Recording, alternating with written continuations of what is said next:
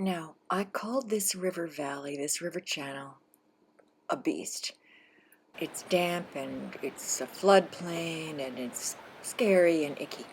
But I wanted to get down into it, and I did find ways to get down into it. In fact, all the riverside parks are in the floodway.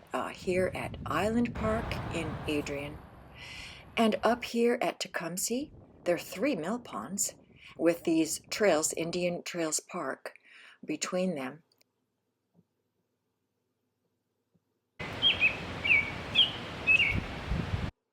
And I found this heritage park. It's just on the north side of Adrian, and it's got these hairpin trails that go down into the widest part of the River Raisin's big confluence basin. Now that was fun. And I loved taking a look at all the river crossings. Now this is N.Wilmoth running north-south, and it's like a roller coaster. And I think it's because it's going down to a terrace and then down to the floodplain and then up to another terrace before it gets up to the higher level on the other side.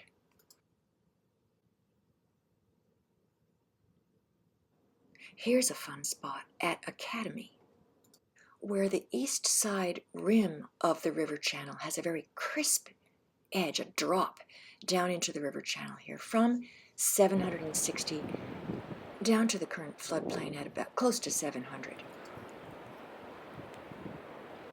And this 760-foot elevation, this level, we find in flat areas all around the Raisin Valley, in the floodway and in the gap area here. And it's super interesting to us because it is the level of lowest Maumee. And these remnant terraces may be Ice Age artifacts from that time, from that first proglacial lake, Lake Maumee.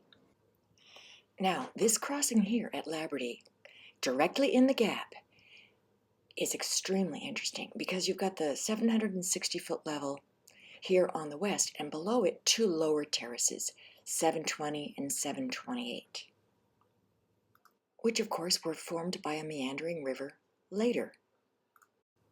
And at Labardee, I found something else that's beautiful to see.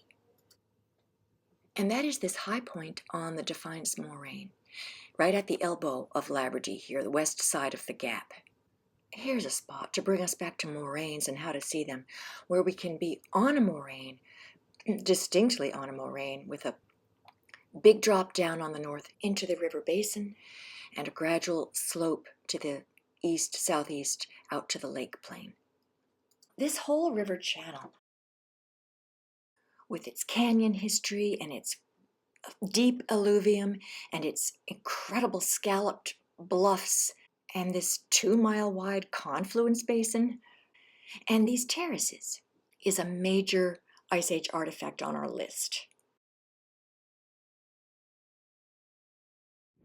Well, I love everything about this Ice Age landscape. The river channel, I called it a beast, and the moraines, and these wonderful gravel pits. But when I found this pit, and it's even called the pit, I was completely vindicated. Well, my dream came true. I was ecstatic when I found the public swimming pool, or the public swimming pit, in Tecumseh.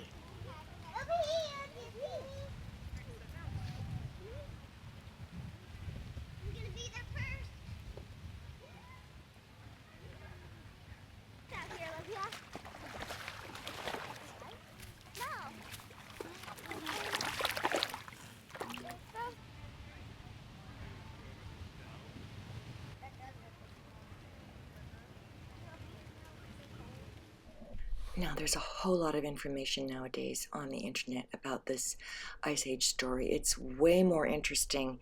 I had to leave out a lot of details. It's a beautiful story, a fascinating story. So if we can just pick up the basic outlines of the story, then when we look around us, we actually have the eyes to see the Ice Age effects stamped on our landscape.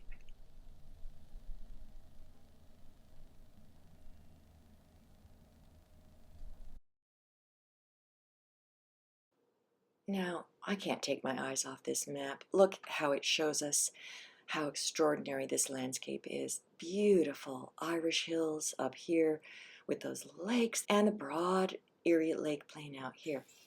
Now, I'm going to park my bike a little longer while I get into my People's Liberation machine, and I'm going to drive all over this place. I'm going to follow the Raisin. I'm going to go up and down all over these moraines, and I'm going to enjoy this beautiful, beautiful, beautiful landscape while I get this Ice Age history into my bones and take it in through my eyes and walk on it and take it in through my legs, while at the same time following the Ice Age story as worked out over these past 100 years or more by our wonderful geographers.